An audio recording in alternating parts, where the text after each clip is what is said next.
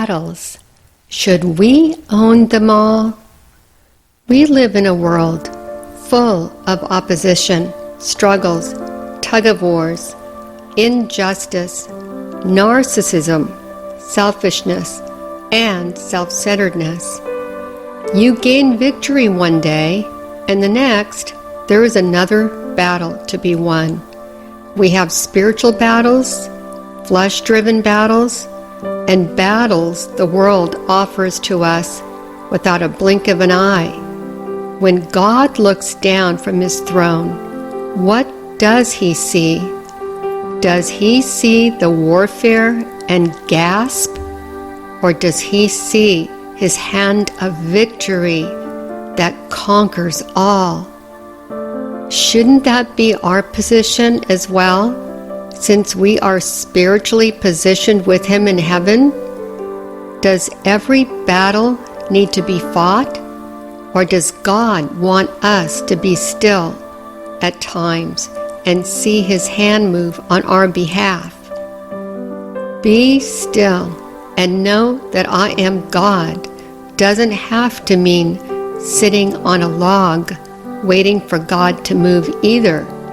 It is a spiritual mindset we have that has total confidence in God winning every battle in our lives.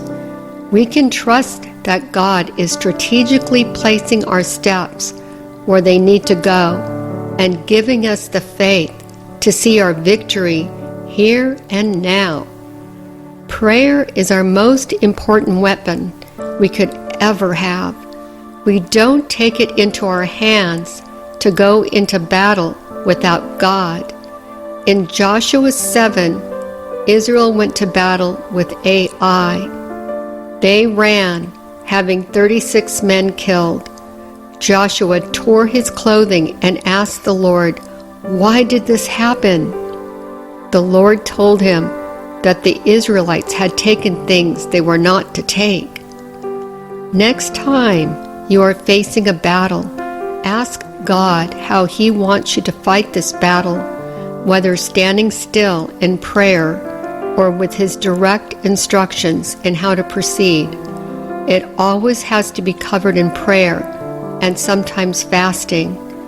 If we find ourselves emotionally beside ourselves, then we haven't gone before God in faith.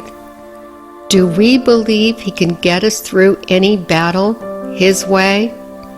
His way is always the road to victory. Ours can keep us on a battlefield God never intended for us to fight. When we begin to think we can rely upon our own strength and power, we have already lost the battle. Zechariah 4:6. Then he answered and spake unto me, saying, This is the word of the Lord unto Zerubbabel, saying, Not by might, nor by power, but by my Spirit, says the Lord of hosts. 2 Chronicles 20:15. And he said, Hearken ye, all Judah, and ye inhabitants of Jerusalem, and thou King Jehoshaphat, thus says the Lord unto you, Be not afraid, nor dismayed, by reason of this great multitude, for the battle is not yours, but God's. 2 Kings 6:15-18. And when the servant of the man of God was risen early and gone forth, behold, an host encompassed the city both with horses and chariots. And his servant said unto him, At last, my master, how shall we do? And he answered, Fear not, for they that be with us are more than they that be with them. And Elijah prayed and said, Lord, I pray thee, open his eyes, that he may see.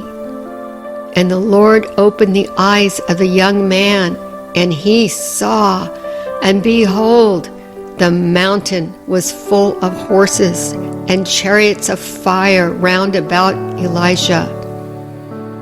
Battles are won by faith. The only defeat we hold on to is our unbelief.